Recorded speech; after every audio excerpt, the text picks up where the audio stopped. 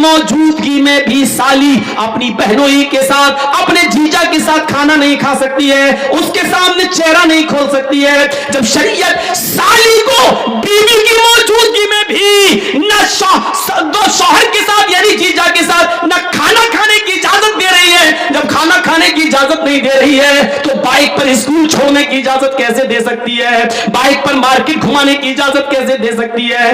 ये इस्लाम की नजर में कितना बड़ा गुनाह है, इसका एहसास तुम्हारे अंदर हो। अगर तुम्हें बुरा ना लगे, अगर बुरा लग रहा है तो जर्जीस कामयाब है। अगर तुम्हारे दिल को चुभ रही है मेरी बातें तो अल्लाह की कसम में पास हो गया।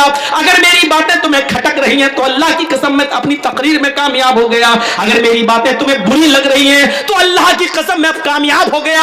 लेकिन हमारी बातें अगर तुम्हें बुरी नहीं लग रही हैं और तुमने सोचा है कि हम सुन लेंगे, अमल तो करना ही नहीं है, मजे लेने के लिए आई हो, तो माफ कीजिएगा ये जलसा बेकार है, मेरी तकरीर बेकार है, आपका यहां बैठना बेकार है। क्योंकि पूरी रात आप आंखें खोल रहे हैं, सवाब आपको एक नेकी का नहीं मिलेगा, रत्ती बराबर नहीं मिलेगा, क्योंकि सवाब नीयत के ऊपर मिलता है। हमारी नीयत जब सुधरने की नहीं है तो हमें सवाब क्यों मिलेगा? मेरे प्यारे साथियों, यह एहसास हमें अपने अंदर पैदा करना होगा, करना होगा, करना होगा।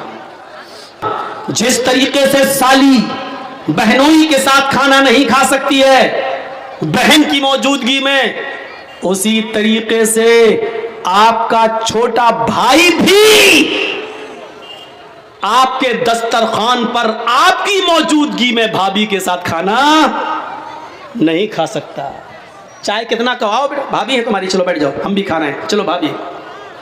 इधर सालियां जीजा से मजाक कर रही हैं सबसे ज्यादा, और इधर भाभियां देवर से मजाक कर रही हैं सबसे ज्यादा। माहौल देखिए आप कहां पहुंच गया। मेरे भाइयों, अल्लाह के रसूल से किसी ने पूछा, एक सहाबी ने, एक औरत ने, सहाबिया ने, अल्लाह के नबी, मैं जिस घर में रहती हूं मेरा देवर भी उसमें रहता है, और अईतल हमवा, क्या मैं देवर से भी पर्दा करूं?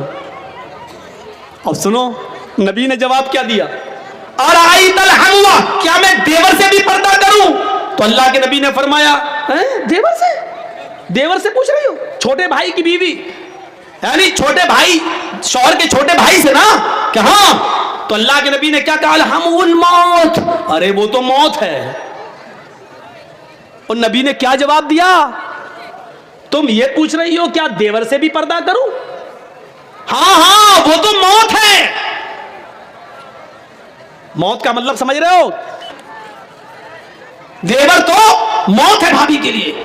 ये हदीस जब मैं पढ़ता था तो बहुत से लोग कहते थे, मौलाना आजकल जॉइंट फैमिली है, लोग ऐसे रहते वैसे रहते, कैसे हो पाएगा? लेकिन इसका नुकसान मैंने उस वक्त देखा जब एक बार मैं सऊदी के सफर पर गया था, और वहां यह हादसा जब मुझे लोगों ने बताया तो बड़ा अजीब लगा कि अल्लाह के रसूल ने जो देवर भाभी का पर्दा बताया वो कितना सटीक और कितना सही है।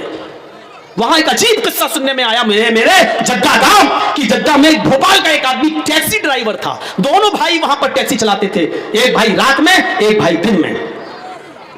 और भोपाल का ये आदमी फैमिली के साथ रहता था, छोटे भाई की शादी नहीं हुई थी। 8 साल, 10 साल, 15 साल का अरसा गुजर गया। इस आदमी के 4 बच्चे भी वहां पैदा हुए।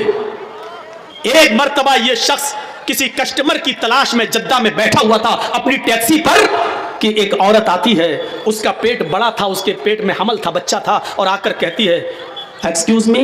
इसने कहा जी क्या बात? देखिए मुझे बहुत तेज पेट में दर्द हो रहा है, ये करीब में जो हॉस्पिटल है जल्दी ले चलिए, मेरी डिलीवरी का वक्त करीब है। उसने कहा आओ बैठो। टैक्सी खोली और बिठा लिया और जल्दी से ले गया, और हॉस्पिटल में उसने सोचा चलो, उसने हाथ पकड़कर हॉस्पिटल तक पहुंचा दिया, और वहां स्टाफ ने फौरन इस औरत को लिया और जल्दी से अंदर ले गए। उसने सोचा ये उसका आदमी होगा, उससे लिखा पढ़ी कराई, कहाँ से आए हो, कैसे आए हो, क्या हो, कहाँ, फ़ोन नंबर, मोबाइल नंबर। उसने कहा अरे मुझे तो उससे पैसे लेना थे टैक्सी के। अंदर से चेकिंग होके आवाज़ आई तो इससे कह दिया उसको तो 3-4 दिन यहाँ एडमिट रहना पड़ेगा, क्योंकि डिलीवरी कभी भी हो सकती है, रात में भी, फिर भी एक नॉर्मल हो गई तो ठीक, ऑपरेशन हुआ तो 3-4 दिन 5-6 दिन रखना पड़ेगा। इसने सोचा कि चलो यार 2-3 दिन में कभी यहाँ से निकलेंगे फिर ले लेंगे इससे पैसे, अभी तो वो बेचारी परेशान है, उसके साथ कोई है भी नहीं। ये अपना टैक्सी उठाकर चल दिया, पूरा दिन टैक्सी चला के रात में घर पहुंचा, रात भर सोया। रात में इसका छोटा भाई टैक्सी चलाता था, ये दिन में टैक्सी चलाता था। तो जब ये सुबह फजर की नमाज पढ़ने उठा, नमाज पढ़ के आया, इसकी बीवी ने इसको चाय बनाई, अपने शौहर को ब्रेड आमलेट वगैरह बनाया कि चलो नाश्ता करो अब तुम जाओगे। मोबाइल फ़ोन की घंटी बजी, वो वाला फ़ोन लैंडलाइन, वो घंटी बजती है। इसने घंटी उठाई, अरे कौन इतना सुबह सुबह, इसने सोचा कि कोई कस्टमर होगा, कहीं जाना होगा, फ़ोन करते हैं लोग, तो इसने फ़ोन उठाया कि हेलो। वहाँ से आवाज़ आई, कौन? जमील साहब। कहा जी। बड़े नालायक इंसान है तुम। कहा क्यों, क्या हुआ? कहा हॉस्पिटल में तुम अपनी बीवी को छोड़ गए हो, बेचारी रात भर यहाँ परेशान रही, जल्दी आइए हॉस्पिटल में, डिलीवरी हो गई और तुम्हें लड़का हुआ है। इसके तो होश उड़ गए। ए डॉक्टर, तुम्हारा दिमाग ठीक है? वो मेरी बीवी भी नहीं थी। अच्छा हुआ ये फोन मैंने उठाया, कहीं मेरी बीवी ने उठा लिया होता तो कयामत आ गई होती। दिमाग ठीक रखो। उधर से उस डॉक्टर ने, लेडीज डॉक्टर की चिल्लाई इसके ऊपर, चुप, बदतमीज कहेगी। ये इंडियन पाकिस्तानी कमीने सब ऐसे ही होते हैं। बच्चा पैदा हो गया, आप कहते मेरी बीवी नहीं, लड़ाई लड़ते हैं घर में और यहां आके छोड़ जाते हैं। आ रहे हो या मैं पुलिस भेजूं? कना पुलिस मत भेजो, मैं आ रहा हूं।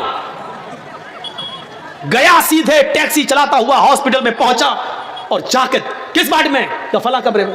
खोला कमरा, डाइन चुड़ैल मर जा, मैं ही मिला था तुझे। एक तो मेरा किराया नहीं दिया, बिस्तर पे लेटी हो, कह रही मेरा बच्चा। अब रोती है, तुम्हें क्या हो गया? अरे घर में थोड़ा सा झगड़ा हो गया, इसका मतलब ये थोड़ी कि तुम हमें इतना डांटोगे, अपने बच्चे को तुम एक्सेप्ट ही नहीं कर रहे हो। उसने रोना शुरू कर दिया, इसका दिमाग खराब। ये ड्रामे बंद कर। डॉक्टर साहब, ये मेरी बीवी भी नहीं है, पता नहीं कौन है। डॉक्टर साहब कहते चुप, रो रही है। एक औरत कैसे किसी को अपने शौहर कह देगी? मानता हूं झगड़ा होता है घरों में, सबके घर में होता है, लेकिन इसका ये मतलब है कि तुम बीवी मत। अरे डॉक्टर साहब, अल्लाह की कसम ये मेरी बीवी नहीं है। अब वो कहती है डॉक्टर साहब ये झूठ बोल रहा, अल्लाह की कसम मैं इसी की बीवी हूं। मामला बड़ा पेचीदा। डॉक्टर ने कहा रुको। मामला इतना बिगड़ गया, हर आदमी उसी औरत की बात कर रहा है, क्योंकि औरत के आंसू बड़े खतरनाक होते हैं। इन आंसुओं को जो समझ जाए वो बहुत बड़ा समझदार माना जाएगा। औरत के आंसुओं को समझना बड़ा मुश्किल है। आप शादीशुदा हैं, आपको तजर्बा होगा, हमें भी तजर्बा है। बहुत ये आंसू बड़े खतरनाक होते हैं, इसलिए पूरे हॉस्पिटल का स्टाफ औरत की तारीफ कर रहा है। बिल्कुल सर, चुप। डॉक्टर कहता है चलो रुको, अभी तुम्हारी रिपोर्ट सामने आती है, इधर आओ, लाओ डीएनए टेस्ट कर लेते हैं। क्या करो? आदमी कहता हाँ कर लो। ब्लड निकाला, बच्चे का ब्लड निकाला। औरत कहती है कि डॉक्टर साहब रिपोर्ट क्या सही आएगी? कभी कभी मशीनें भी गलत रिपोर्ट दे देती हैं। ये औरत बोल रही है। अब वो आदमी जिसका ब्लड निकल रहा था वो कहता चल, मशीनें कभी कभी गलत रिपोर्ट दे देती हैं। अब जब पोल खुलने वाली हुई तब रिपोर्ट गलत, चुप। अभी दूध का दूध, पानी का पानी अलग होता है। इसी बीच अजान की आवाज़ आने लगी। इसने वहीं पर अपने सर का गमछा उतारा, बिछाया, नमाज पढ़ना शुरू कर दिया। लेकिन सोचने लगा यार कहीं गलत रिपोर्ट आ गई तो, कहीं औरत की बात सही ना निकल जाए, कहीं यही रिपोर्ट ना आ जाए कि मेरा ही बच्चा है। अब घर में कैसे लेके जाऊंगा? अल्लाह देख, तू अच्छी तरह जानता है मेरा बेटा नहीं है। अल्लाह तू जानता है ये मेरी बीवी नहीं है। अल्लाह देख, मेरी रिपोर्ट सही आनी चाहिए। 2 दिन के बाद कहा जाओ रिपोर्ट आएगी, 2 दिन के बाद तुम आना। 2 दिन के बाद इसको बुलाया, बोलो क्या बात? हाँ जी, और डर भी रहा है। डॉक्टर हंस रहे हैं। तो डॉक्टर साहब हंसिए मत, पहले बताइए रिपोर्ट क्या आई है।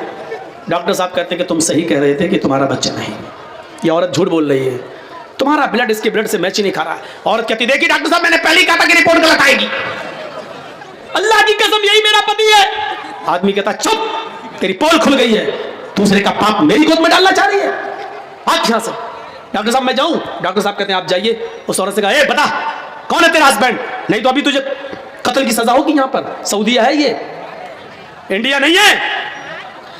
कहती डॉक्टर साहब अल्लाह की कसम ये इसी का बच्चा है, मैं इसकी बीवी हूं, मत जाने दीजिए, मैं किसके पास जाऊंगी? डॉक्टर ने सर पे हाथ पकड़ के कहा, मेरी बहन मैं तुम्हें कैसे बताऊं कि ये इसका बच्चा नहीं है? इसकी रिपोर्ट ये बता रही है कि ये जिंदगी में कभी बाप बनने के लायक ही नहीं है, ये बाप बन ही नहीं सकता।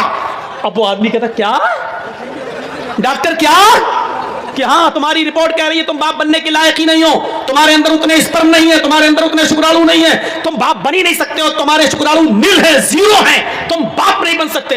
ए डॉक्टर 4 बच्चों का बाप हूं और तुम कह रहे बाप नहीं बन सकता? मैं 4 बच्चे हैं मेरे। अब औरत चिल्लाती, देखिए डॉक्टर साहब मैंने कहा था ना रिपोर्ट गलत होती है। अब यहां से ये आदमी कहता है चुप, ये रिपोर्ट तो सही है कि ये बच्चा मेरा नहीं है, लेकिन ये रिपोर्ट गलत है कि मैं बाप नहीं बन सकता। और डॉक्टर कहता चुप रहो तुम दोनों, मेरा दिमाग खराब कर दिया है। वो कहती इसका शौहर, वो कह रहा मेरा शौहर नहीं, तुम कह रहे हो ये मेरा बेटा नहीं, रिपोर्ट कह रही बाप नहीं बन सकते, तुम कह रहे हो मैं 4 बच्चों का बाप हूं। ऐसे तो रिपोर्ट, मेरा केस ही नहीं आया मेरे पूरे हॉस्पिटल में आज तक ऐसा। इसने फाइल उठाई, चल दिया, गाड़ी में डाला, बाप नहीं बन सकता, हट, गाड़ी चला रहा है। थोड़ी दूर जाने के बाद कहता है जमील घर का पता लगाओ, कहीं रिपोर्ट अगर सही हुई तो फिर ये 4 नमूने आए कहां से? अगर मेरी रिपोर्ट सही है मैं बाप नहीं बन सकता तो ये बच्चे हैं किसके? सीधे घर पहुंचा, दिन में दरवाजा खटखटाया, बीवी को होश भी नहीं था कि दिन में भी मेरा पति आ जाएगा। दरवाजा खटखटाया, बीवी ने दरवाजा खोला, चप्पल उठारी आदमी ने, शौहर ने, और तड़ा जूते चप्पल घूसे। वो औरत कह रही इतना प्यार करते थे आज अचानक क्या हो गया? लेकिन इसने 20-25 पहले प्रेशर बनाने के लिए मारा, चप्पल जूते लाते घूसे मुक्के। जब 15-20 मार चुका तब कहा ये बताओ कि ये 4 बच्चे किसके हैं? वो कहती क्या हो गया तुम्हें? अभी फिर मारूंगा, ये पता चल गया ये मेरे नहीं है, अब ये बता कि किसके हैं। 2-4 और दिए। जब उसको तेज चोट लगने लगी तो कहने लगी रुको मारो मत, कुछ कहोगे तो नहीं? कहा नहीं, सही बता दोगी तो मुझे।